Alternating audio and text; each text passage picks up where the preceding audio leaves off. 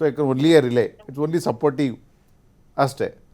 So ನಾನೇನು ಹೇಳಿ, ಇವಾಗ ಸಾಕ್ಷಿ ಏನು ಟ್ರಯಲ್ ನಡೀತಾ ಇದೆ, ಇವಾಗಿನ ಸಾಕ್ಷಿಗಳು ಒಬ್ಬೊಬ್ಬ ಸಾಕ್ಷಿಯ ಒಂದೊಂದು ಇದಿರುತ್ತೆ, ವ್ಯಾಲ್ಯೂ ಇರುತ್ತೆ. ಓಕೆ. ಸೊ ಈ ಸಾಕ್ಷಿಯ ವ್ಯಾಲ್ಯೂ ಇಷ್ಟೇ. ಆ ಸಾಕ್ಷಿಗೆ ಅವರು ಕ್ರಾಸ್ ಎಕ್ಸಾಮಿನೇಷನ್ ಮಾಡ್ತಾರೆ, it's a right of N accused. So ಅವರು ನೀನು ಹೀಗೆ ಕೇಳಬೇಕು ಹಾಗೆ ಕೇಳಬೇಕು ಅಂತ ಹೇಳ್ಬಿಟ್ಟು ಯಾರು ಕೂಡ ರೆಸ್ಟ್ರಿಕ್ಟ್ ಮಾಡೋ ಅಧಿಕಾರ ಇಲ್ಲ. ಯಾಕಂದರೆ ಕರೆಕ್ಟ್, ಅವ್ರ ಪ್ರಕಾರ ಎಲ್ಲ ಆರೋಪಿತರು ನಿರಪರಾಧಿನೇ. ನಿಜ. ಆರೋಪ ಸಾಬೀತಾಗೋವರೆಗೂ ಎಲ್ಲ ಅಪರಾಧಿಗಳು ನಿರಪರಾಧಿನೇ. ಹೌದು. ಎಸ್ ಸರ್, ಬರ್ತೀನಿ ಸರ್. ಲೋಕೇಶ್ವರ್ ಸರ್, ಈಗ ಒಟ್ಟು 17 ಜನ ಆರೋಪಿಗಳು ಇದ್ದಿದ್ದು, ಅದರಲ್ಲಿ ಕೆಲವರಿಗೆ ಬೇಲ್ ಕೂಡ ಸಿಕ್ತು. ಈಗ ಅದರಲ್ಲಿ 7 ಜನ ಪ್ರಮುಖ ಆರೋಪಿಗಳಿದ್ದಾರೆ. ಅಂದರೆ ಅವರ ಒಂದು ಪಾತ್ರದ ಬಗ್ಗೆ ಇಲ್ಲಿ ಗಂಭೀರತೆ ತೆಗೆದುಕೊಳ್ಳುತ್ತಾ ಅಂತ, ಅಂದರೆ ವಿಚಾರಣೆ ನಡೆಸುವಂಥ ಸಂದರ್ಭದಲ್ಲಿ ಅಂತಿಮವಾಗಿ ಫೈನಲ್ ತೀರ್ಪು ಬರೋದು. ಈಗ ದರ್ಶನ್ ಅವರು 2-3 ಏಟ್ ಹೊಡೆದ್ರು, ಇನ್ನೊಬ್ಬನು 1 ಏಟ್ ಹೊಡೆದ, ಇನ್ನೊಬ್ಬನು ಪಕ್ಕದಲ್ಲಿ ಹಾಗೆ ಹಗ್ಗ ಕಟ್ಟಿದ ಅವನ ಕಾಲಿಗೆ, ಅವನ್ನ ಹಿಡ್ಕೊಂಡಿದ್ದ ಹಿಂದೆ. ಅಂದರೆ ಅವ್ರ ಪಾತ್ರದ ಮೇಲೆ ಎಲ್ಲವೂ ಕೂಡ ಡಿಪೆಂಡ್ ಆಗುತ್ತಾ ಅಂತ ಶಿಕ್ಷೆಯ ಪ್ರಮಾಣ ಕೊನೆಗೆ? ಹೊಡಿದೇ ಬೇಕು ಅಂತ ಏನಿಲ್ಲ.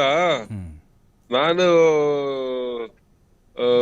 ಏನು ಕೊಲೀಗ್ಸ್ ನ ಕರೆಸಿ ನಾನ್ ನಿಂತ್ಕೊಂಡು ಸಾಯಿಸ್ರೋ ಹೊಡಿರೋ ಅಂತ ಹೇಳಿ ಹೊಡೆಸಿ ಅವ್ನ್ ಸಾಯಿಸಿದ್ರು ಇವನ್ ಏವನ್ ಆಗ್ತಾನೆ. ಹೊಡಿಲೇಬೇಕು ಅಂತಾನು ಏನಿಲ್ಲ. ಪ್ರಾವಿಷನ್ ಎವಿಡೆನ್ಸ್ ಅಲ್ಲಿ ಯಾರಿಂದ ಅದು ಸ್ಟಾರ್ಟ್ ಆಯ್ತು, ಯಾಕೆ ಸ್ಟಾರ್ಟ್ ಆಯ್ತು, ಮೋಟಿವ್ ಅಂತ ಹೇಳ್ತೀವಿ ನಾವು. ಅದಕ್ಕೆ ಫಸ್ಟ್ ಇನರ್ಷಿಯಾ ಅನ್ನೋದನ್ನ ಕೋರ್ಟ್ ಯೋಚನೆ ಮಾಡುತ್ತೆ. ಈ ಸಾವಿಗೆ ಮೂಲ ಕಾರಣ ಯಾವುದು, ಆ ಕಾರಣಕ್ಕೆ ಕಾರಣಕರ್ತರು ಯಾರು, ಆ ಪಾಯಿಂಟ್ ಇಂದಾನೆ ಪವಿತ್ರ ಗೌಡಗೆ ಏವನ್ನು ಮಾಡಿದ್ದು. ಅವಳು ಅಲ್ಲಿ ಹೊಡೆದಿದ್ದು ಮಡ್ದಿದ್ದು ಅದರಿಂದ ಸತ್ತಿದ್ದಾರೆ ಅನ್ನೋದು ವಿಚಾರ ಇಲ್ದಿದ್ರು ಅವಳು ಏವನ್ನು ಆಗಿದ್ದಾಳೆ.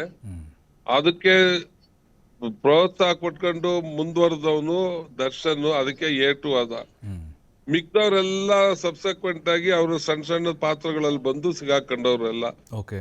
ಕೋರ್ಟ್ ಅದಕ್ಕೆ ಅವ್ರಿಗೆ ಬೇರೆ ಬೇರೆ ನಂಬರ್ನ ಕೊಟ್ಕೊಂಡು, ಅಂದ್ರೆ ಐವೋ ಬೇರೆ ಬೇರೆ ನಂಬರ್ ಕೊಟ್ಟಿದ್ದಾರೆ. ಈಗ ಹೊಡೆದಿದ್ದಾರೆ, ಎಷ್ಟು 1 ಹೊಡೆದವ್ರೋ 2 ಹೊಡೆದವ್ರೋ ಅದೆಲ್ಲ ಕೌಂಟ್ ಅಲ್ಲ. ಅದು ಅವ್ನ್ ಸಾಯೋದಕ್ಕೆ ಕಾರಣ ವಿಚಾರ ಯಾವ್ದು ಇತ್ತು ಅನ್ನೋದು ತಗೊಂಡು ಮೋಟಿವ್ ಪ್ರೂವ್ ಆಗ್ಬೇಕು ಇಲ್ಲಿ. ಅವಳಿಗೇನೋ ಮೆಸೇಜ್ ಹೋಗಿ ಅದರಿಂದ ಅವಳು ಟಿಕ್ರಿಂಗ್ ಆಗಿ ಆತನಿಗೆ ಒಬ್ಬನ ಮೂಲಕ ಹೇಳಿಸಿ, ವಿನಯ್ ಅನ್ನೋ ಮೂಲಕ ದರ್ಶನ್ಗೆ ಹೇಳಿ, ದರ್ಶನ್ ಅದನ್ನ ಚಾಲೆಂಜ್ ಆಗಿ ತಗೊಂಡು ಅವ್ನ ಹಿಡ್ಕೊಂಬರಕ್ ಹೇಳಿ, ಇದು ವಿಚಾರ ಪ್ರೂವ್ ಫಸ್ಟ್ ಪಾಯಿಂಟ್. ಅದಕ್ಕೇನು ಸಾಕ್ಷಿಗಳು, ನಾನು ಅದೇ ಹೇಳಿದ್ದು, ಅಲ್ಲಿಂದ ಏನಿದೆ ಫಸ್ಟ್ ಬರುತ್ತಲ್ಲ ಅದು ಸ್ಟಾರ್ಟ್ ಆಗುತ್ತೆ. ಆ ಎವಿಡೆನ್ಸಸ್ ಗಳಲ್ಲಿ ಮೇಜರ್ ಆಗಿ ಬಂದ್ರೆ, ಮತ್ತೆ ಅದನ್ನ ಆಗಿರೋ ಗಾಯಗಳಿಂದ ಸತ್ತಿದ್ದ ನಿಜ ಅಂತ ಆದ್ರೆ, ಈಗ ಏನ್ ಒಡೆದ ಗಾಯಗಳಿಂದಲೇ ಸತ್ತ ಅಂತ, ಅಥವಾ ಕಾಯಿಲೆ ಯಾವ್ದೋ ಕಾಯಿಲೆ ಇತ್ತು ಅದಕ್ಕೆ ಸತ್ತೋದ ಅಂತಲೋ, ಅಥವಾ ಅಲ್ಲಿ ಇನ್ನೇನೋ ಅವ್ನು ಬದುಕಿದ್ದ ಅಲ್ಲೆಲ್ಲ ಬೇರೆ ಕಾರಣಕ್ಕೆ ಸತ್ತ ಅಂತಲೋ, ಅದು ಬಂದಾಗ ಡಿಸ್ಪ್ಯೂಟ್ ಆಗುತ್ತೆ. ಆದ್ರೆ ಈಗ ಹೊಡೆದ ಗಾಯಗಳಿಂದಲೇ ಸತ್ತ ಅನ್ನೋದು ಎವಿಡೆನ್ಸ್ ಮ್ಯಾಟ್ರು. ಮತ್ತೆ ಅವನು ಕ್ಯಾರಿ ಮಾಡಿ ಮುಚ್ಚಾಕಕ್ ಪ್ರಯತ್ನ ಮಾಡಿದ್ರಲ್ಲ, ಆ ಎವಿಡೆನ್ಸಸ್ಗಳು ಅವು ಮುಖ್ಯವಾಗ್ತವೆ. ಬೇರೆ 1-2 ಬಿಟ್ಟರೆ ಟ್ರಾನ್ಸ್ಟೈಲ್ ಆಗೋದು ಅಥವಾ ಟೆಕ್ನಿಕಲ್ ಎವಿಡೆನ್ಸ್ ಸರಿಯಾಗಿ ಎಕ್ಸ್ಪ್ಲೈನ್, ಫೊರೆನ್ಸಿಕ್ ಅವರು ಇನ್ನೊಬ್ರು ಸರಿಯಾಗಿ ಎಕ್ಸ್ಪ್ಲೈನ್ ಮಾಡ್ದಲ್ಲೇ ಇರೋದು ಸಮ್ ಟೈಮ್ ಡಸಂಟ್ ಮ್ಯಾಟರ್ಸ್.